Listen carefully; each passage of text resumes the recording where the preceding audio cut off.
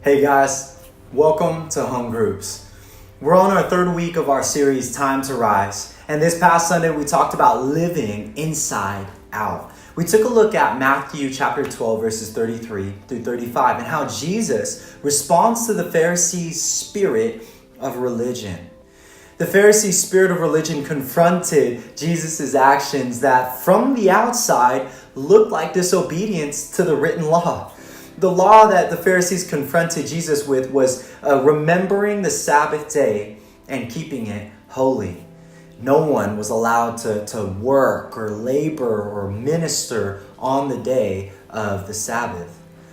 But Jesus, he responded to their confrontation by telling them, from the abundance of the heart, the mouth speaks. See, the Pharisees, they saw obedience and worship to God from the outside in. But Jesus was reminding them that they were wrong and that it comes from the inside out. The spirit of religion will always tell you that your outward actions will result in an internal change. But the spirit of the gospel of Jesus works the exact opposite.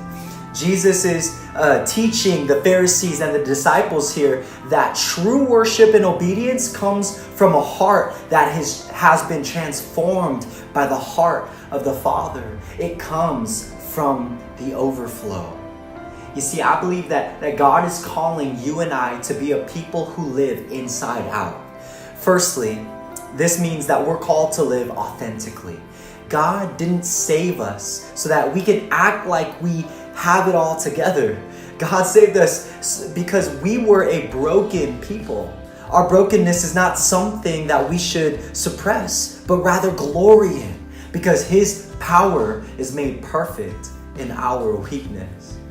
Secondly, I believe that living inside out is understanding that the holiness that we were called to cannot be attained by only looking holy.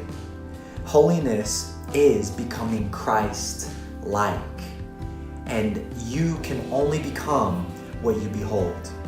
Instead of beholding our actions and our outward appearance and our works and our ministries, God is calling us to behold Him and let Him bring us to holiness through the holiness of Jesus and His work on the cross. It comes from the inside out. The pressures of living in today's culture can often be found in the way we appear outwardly, but God, He will always call us, His people, to take a few steps back to see that the good fruit we want to produce can only come from a tree that has been transformed from the inside out.